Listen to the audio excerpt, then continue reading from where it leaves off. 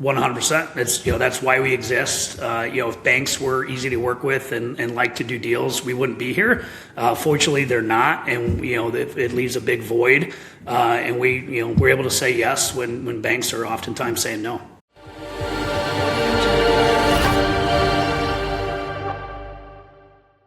All right, welcome back to the Wealth Independence Podcast, where freedom leads and real wealth follows. I'm Dustin Bailey, and I'm here with a fire-setting Adam Penn. Hello, Adam. It's because I had a lighter in my hand. Yeah. Gotcha. You just really wanted me to pull that back out, didn't you? I'm concerned you're going to light some, like your computer, your recording equipment, or your desk, or your house, or something. There's a tax bill on my desk. I almost just pulled up and lit on fire, but it's probably not the best thing to show on video and whatnot. Probably not. Although that would be very representative of your attitude towards the government. Mm-hmm. Yeah. Well, how are things? How's California? Don't talk about the weather. Things are great. Things are great. Just busy as all get out. We're working on some acquisitions right now here, and starting up a new equity fund that we've talked about a few times on the show. So just a lot of moving pieces, and doing some stuff with my property management company. So just lots and lots of moving pieces, and then just dealing with the other things that come out of it. Like, we have employees with lawsuits and all the other miscellaneous that's always going on. So that's because you're in California. So the employee thing is true. All that stuff. We just paid a $10,000 settlement to an employee that only had like $1,000 of payroll with us. Incredible. Not to mention the few $1,000 legal fee. Just incredible. Yeah, no, she missed her lunch breaks. Man. On something where she set her own schedule. It must be nice to live in a state, as an employee, to live in a state that like you can basically extort your employer. Oh, completely extort. Not basically. It's blatant extortion.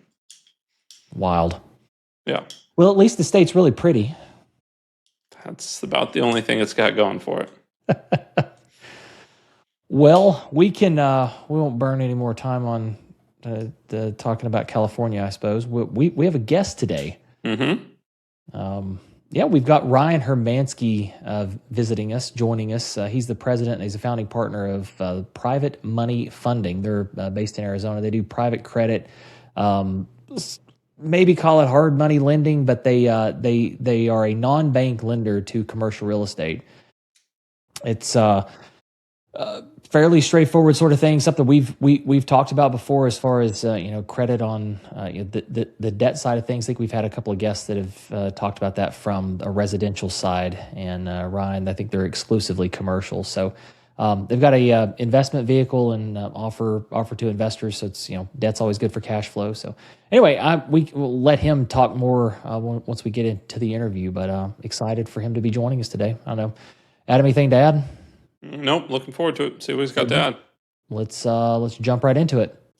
Ryan, thanks for being on the show. Pleasure having you here. I'm excited to talk through your business and some of the stuff you guys do, but do you want to give our audience a little bit of a background? Sure. Yeah, Adam, Dustin, thank you very much for having me on. I look forward to the conversation today. My name is Ryan Hermansky. I'm a president and co-founder of Private Money Funding. I look forward to chatting with you guys about that business today.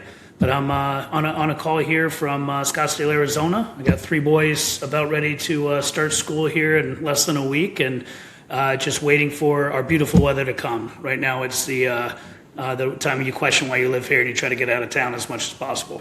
Yeah, it's up in Northern California. It's about 104 this week. So at least it's dry humidity. Out in Tennessee where Dustin is, I can't deal with the humidity.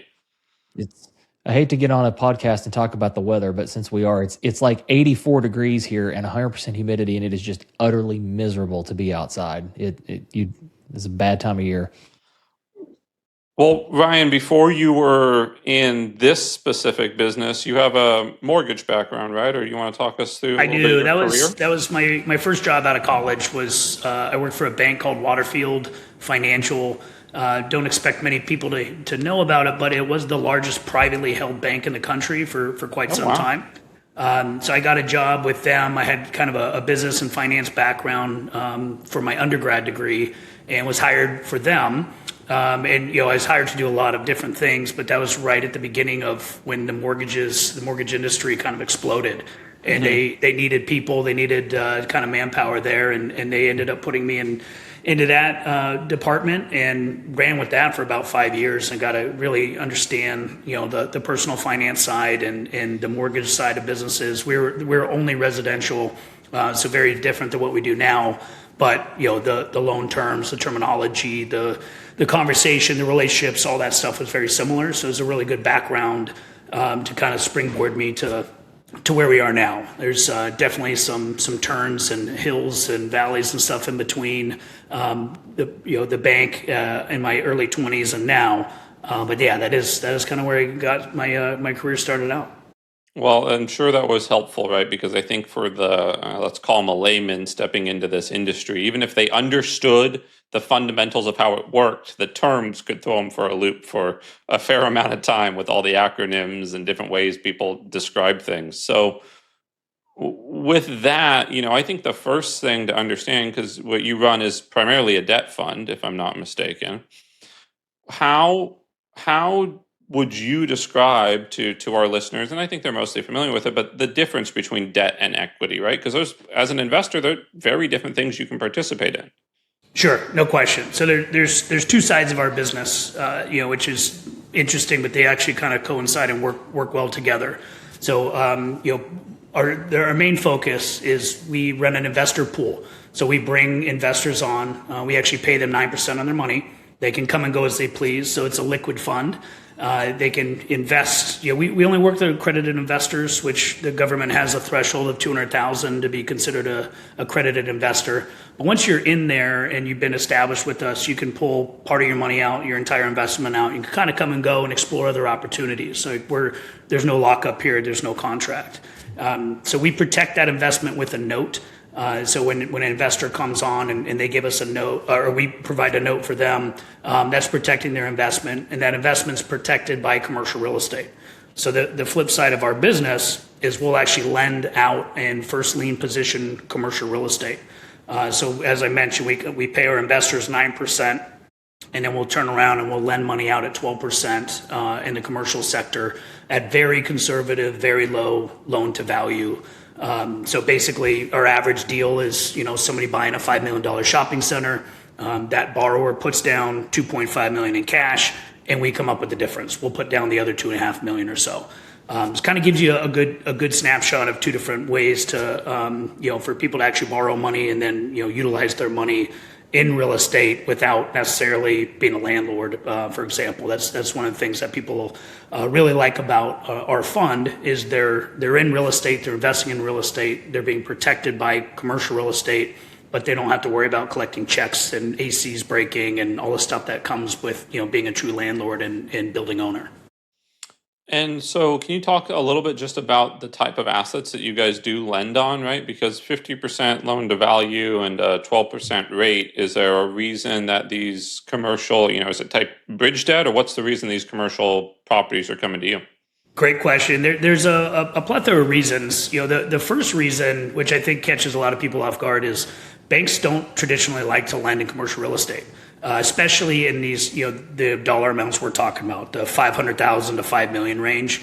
There's plenty of banks, all the big name banks will do the, the $50, $100 million transactions. They've all kind of been burned by that recently, so they've pulled back a little bit on that as well. But what they specialize is in residential mortgages, which are backed by Fannie Mae and Freddie Mac, so they have federal government insurance, and they're incentivized to do those residential loans. That does not apply to commercial loans. So they don't have the interest in the backing of the government to do the commercial loans. So their immediate response is they generally just don't want to do it. So most people, no matter how good your credit is, you're putting down 50% down payment. In the residential world, you're like, oh, you're slam dunk, no brainer, right? Mm-hmm. In the business world, commercial real estate is very different. The banks, if they are going to entertain working with you, perhaps you have a great relationship, accounts with them, et cetera, they're going to evaluate the property. If you're getting a good deal on a commercial real estate, it's probably because there's bad tenants, the parking lot needs to be repaired, needs paint, it's a little dilapidated, et cetera. Those are all reasons for banks to say no. So generally what people do is they'll work with us first. They've generally already been turned down by a bank, and then they come to us, and then they will fix the property up, get rid of the bad non-performing tenants, replace them with, better A-rated tenants, and then refinance us off. That's, kind of the rinse, wash, repeat model you'll see a lot of people do. We also are fast. We can close in a matter of a couple of weeks where, if banks will work with you, it's probably a 4 to 6 month transaction time, which a lot of the sellers don't necessarily want to deal with. So, if you're getting a great deal and time is of the essence, a major bank's not gonna care about your time frame, and it's not gonna go great. So time is a big factor for sure. The lack of interest from commercial banks for sure. And then there's some properties like land, for example, that banks just won't lend on at all. So we can look at some land. We'll take a look at it.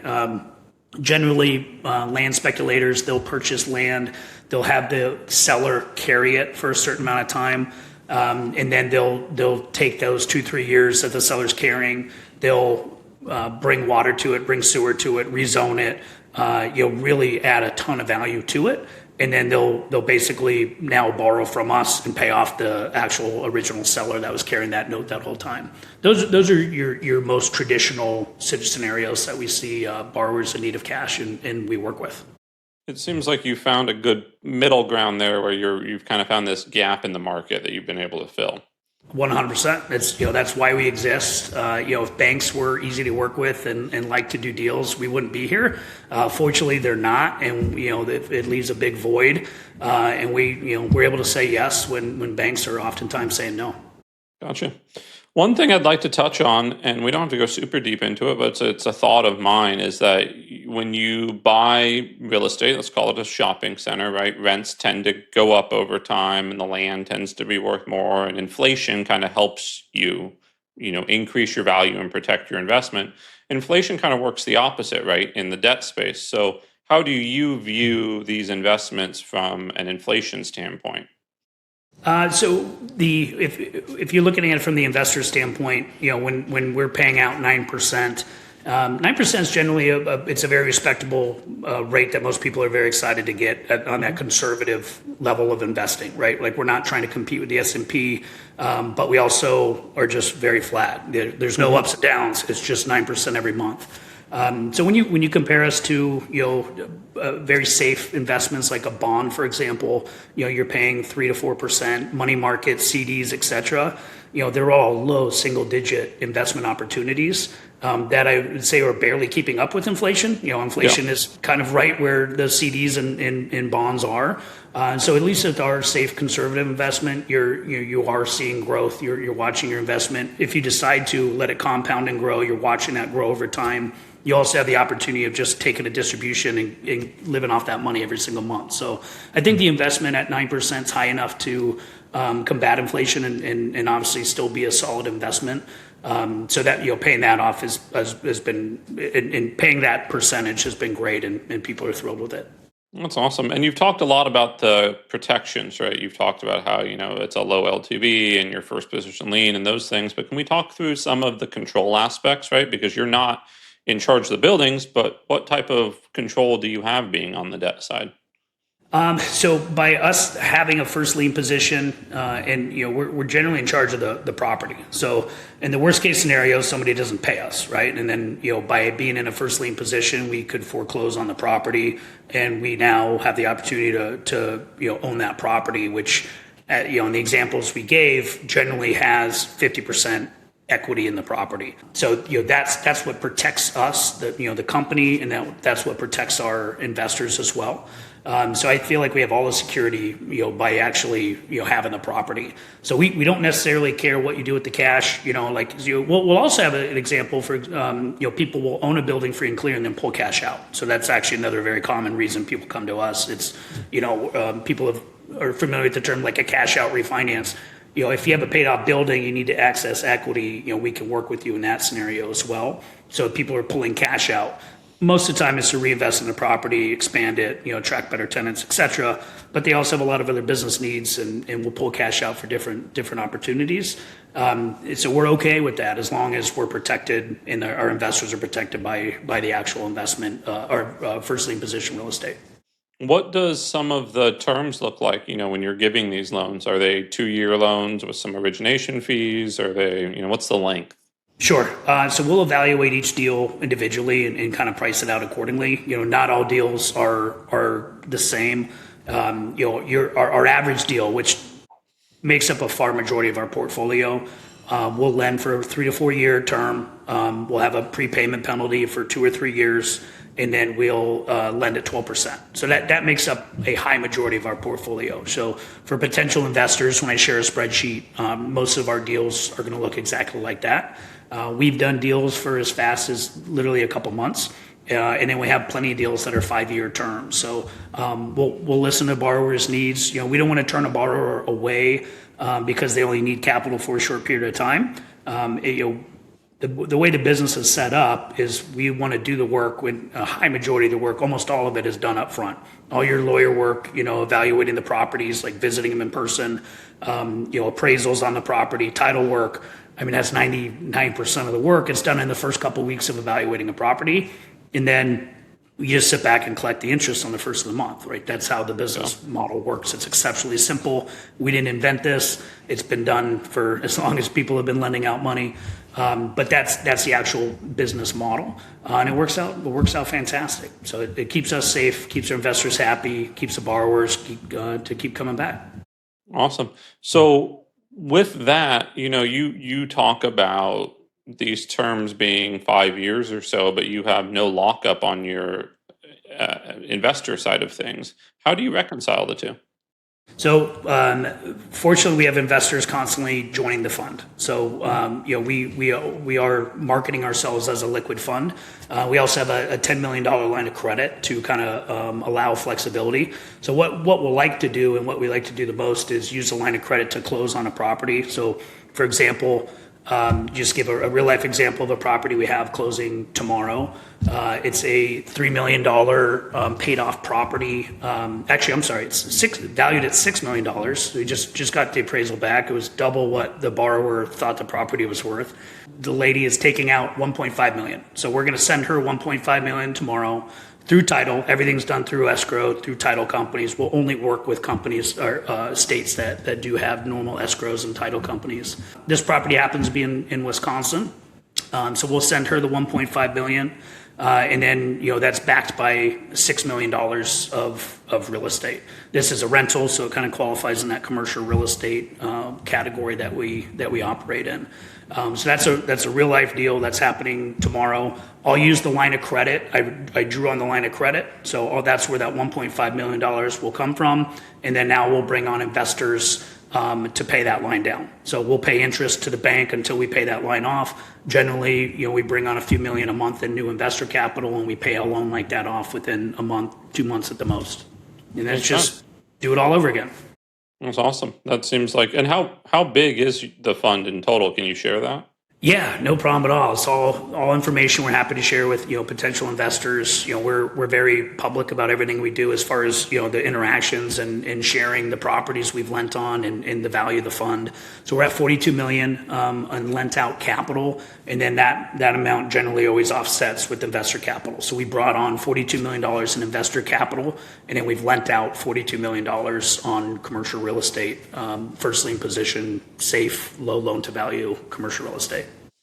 Awesome. How do you guys deal with the servicing?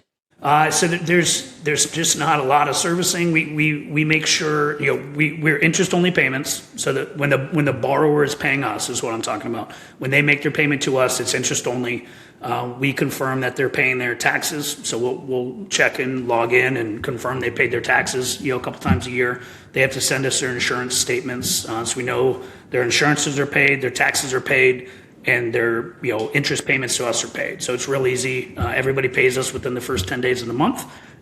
We have 0 late payments. We have 0 foreclosures.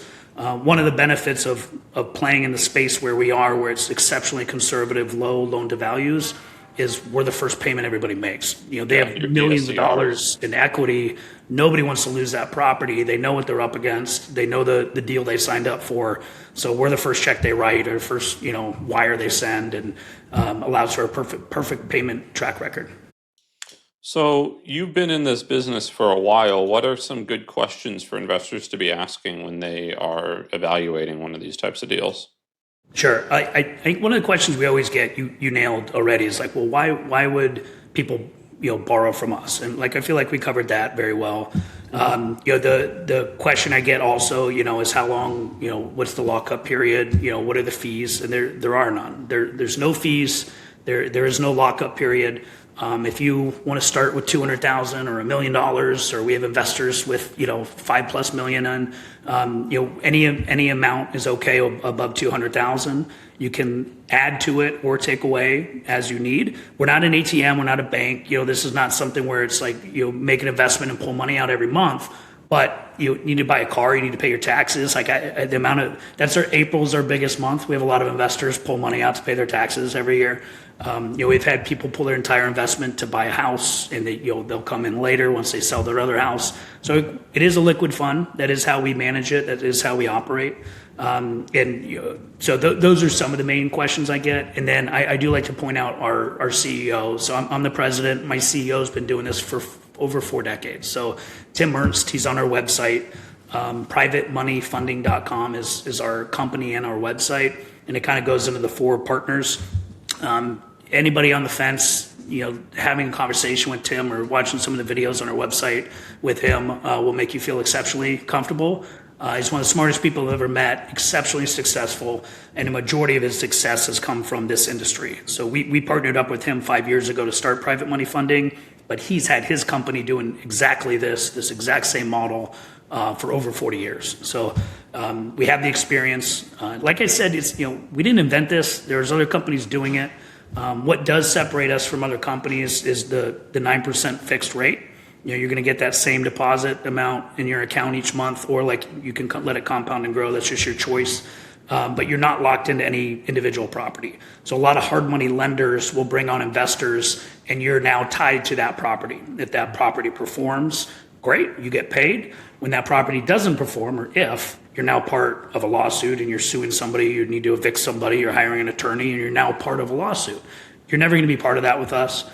First of all, we've never evicted anybody. We've never foreclosed on anybody. We've never had a late payment. So like being so conservative and safe prevents a lot of that. That being said, in the unforeseen situation that we had to foreclose on a property, we're going to handle that behind the scenes. We'll take care of that. You still get your same payment every single month, and you're not even going to know about it unless you just want to.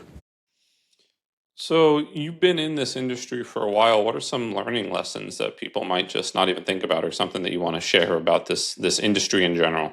Well, I mean, what I just touched on is exceptionally important. So, there are hard money lenders that just pay more money than us. Like, you'll find people at 10.5%, and you'll say, well, it's the exact same model, but you're tied into that one individual property normally. That is the model that you'll see a majority of the people use.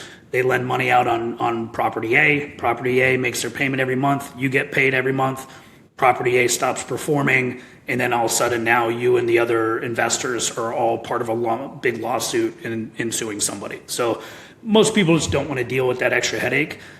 This is set up to be a safe, conservative investment and not a headache. Like the last thing we want people to do is feel like this is a headache. We take all the kind of the nonsense and BS away from commercial real estate investing, and we just manage it in a fund. So there's a lot of people out there that want to own a building and want to own commercial real estate, and they've heard great stories about it. And there's no question, there's a lot of fantastic stories about it. There's also some troubling stories, So if you go out and you're the guy buying that shopping center, you're the one now evicting tenants and making sure tenant rents get paid, and ACs get fixed, and parking lot get repaired, and roofs leak, and all the stuff you deal with a house. Well, it's way worse on any commercial property. So by being part of a fund with us, it takes all the headache away and gives you the safety and security of investing in commercial real estate. But you're part of a fund. You're protected by an entire portfolio, not one individual property, and you don't have the headache of owning that one individual property. That's truly a wealth of knowledge. I don't want to capitalize all the time here, Dustin. What questions do you have? You've asked. I think you were looking off of my list of questions. That's because you don't have any original ideas. Yeah, that's what it is. No, Ryan. I guess I've made a couple notes as you've been talking here. I'm curious. I guess maybe coming at this is two questions and coming at this sort of angle from opposite ends. The first would be maybe like the typical investor in debt, right? Because there's obviously some trade-offs. So you get a more preferred place in the capital stack and you get a little bit more security, but at the same time you're trading upside, right? The returns are fixed, right? As long as they make, like, there's really no chance of in the structure of making more than 9%, right? So, like, obviously the security will appeal to people, but then you've got people that are like, well, my upside's capped. So, like, how do you normally talk investors through that? Well, and I'm not a financial planner, but what your financial planner is going to say is you want to be diversified, right? So you're going to look at your entire portfolio. You're going to want to have some safe, conservative investments, and like that's what we are. Like that, I feel like we fit that wheelhouse. So the money that you might leave in cash, bonds, stocks, more like the mutual funds versus stocks, that real safe, conservative type stuff. That's where we fit in. Real estate is great to be part of anybody's portfolio. So like we check that box as well. So I feel like we check several boxes, but depending on your age and your level of wealth, you're always going to want to have more aggressive investments, at least at, kind of all of our ages here. And maybe that tapers down as you get older, which I actually like to touch on a little bit. But to first answer your question, we are the conservative, safe part of your portfolio.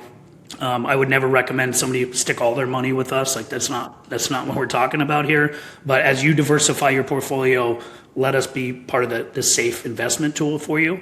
And then the flip side, and what I really like seeing is, we do have quite a few older people that have put, millions or, plural in with us, and they live off the payment we send them every single month. So, their investment called $1 million, $2 million, $3 million comes to us, and then they just get a 9% payment. So it compounds monthly. It's a 9% annual return that compounds monthly. So you're getting a direct deposit in your account on the first of the month, every single month. And depending on the amount you invest, I have multiple people they just live off it. So they're never touching the principal. It's safe. And then they can live off the interest payment that they get on the first of the month, every single month. They obviously have other investments, but it's just a great way to just know you have X amount showing up on the first of the month.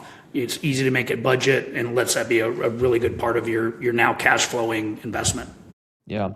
And I think there's, I don't know, some people might look at, okay, well, the returns are capped, but there's a lot to be said in consistency, right? Like if you sit there and just make a boring number, month in, month out, year in, year out, compounding is eventually going to do its work, and the numbers are going to get very big. So I definitely think there's a lot to be said about that consistency.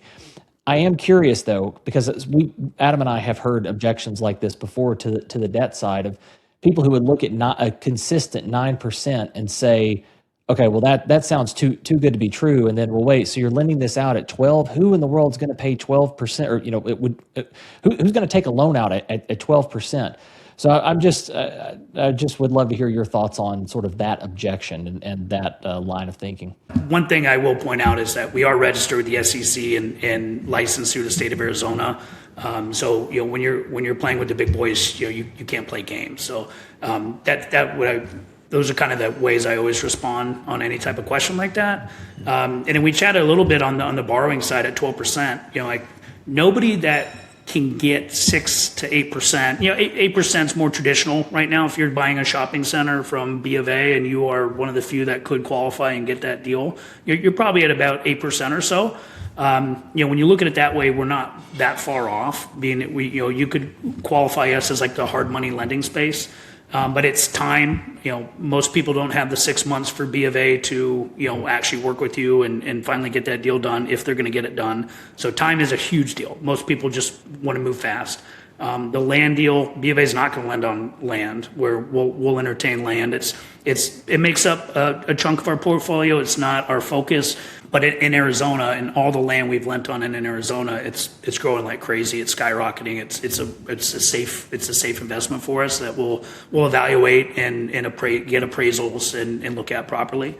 So there are deals that banks just won't do. Time is the biggest factor.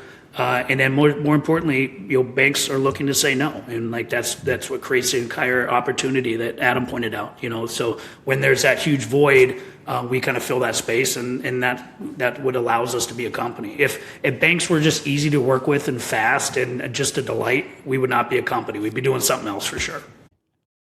Yeah, the world of real estate investing would be a lot different if that were the case for all of us. That's for sure. Adam, you got anything else? I want to be mindful of time here. No, sir. Well, Ryan, we always like to ask all of our guests. We're the Wealth Independence Podcast, and those words, independence and freedom, mean a lot to Adam and I. I'm just curious, sort of, what those words mean to you, how you live that in your everyday life, and sort of what comes to mind when you think of those words.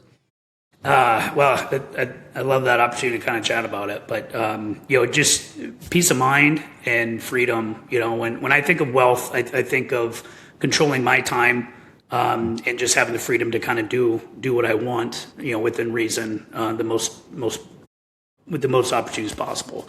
I just got back from Montana yesterday, actually, so I spent the past week in Montana with my family. My brother, who's a partner of mine in private money funding, so he had his family, my family, brought our mom out, and just had an incredible week, checking out Yellowstone, fly fishing, doing the things that we want to do, the experiences I want to create for my family and my boys. I have 3 boys, 12, 11, and 9. So showing them that part of the country was incredible. I don't describe myself as wealthy, but I've been successful enough to be able to take a trip like that, spend time with my family like that, control my time, and go see some of the best places in the world. So that's where I feel very fortunate. I've worked hard to get to this point. So when I think of wealth, to me it's time management, being able to say no when you want to say no, which is a really powerful thing, and not overcommitting and just putting in the hours that we see so many people do. So if I'm looking at an opportunity, it's going to pull me away from my family too much, or it's going to be too involved. I'm at the point in my life now where I can say no, and I'm happy to be able to do that and actually get some gratification from doing that. Because I know in my 20s I would have said yes, and I said yes to everything, and I did everything. And looking back on that, I don't necessarily have regrets, because I kind of feel like it got me to the point where I am now. But I'm way more. I'm very gratified that now I have that opportunity to say no, and I get a little smile on my face when I do. It sounds kind of weird, but I know I've earned that ability to say no, and that's kind of how I describe wealth. I love that. No, that's fantastic.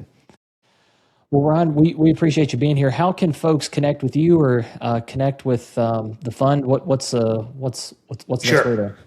So just a couple things to leave you with. So as I said, our company is Private Money Funding. Our website is privatemoneyfunding.com.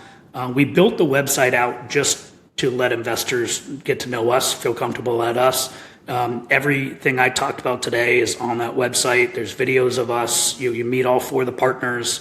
The About Us tabs, kind of lets you sit down and talk with us.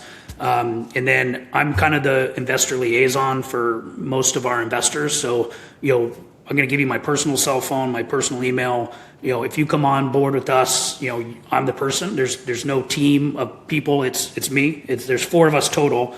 You'll see all 4 of us on the website, but you'd be interacting with me personally. So my phone number is 602-284-4888.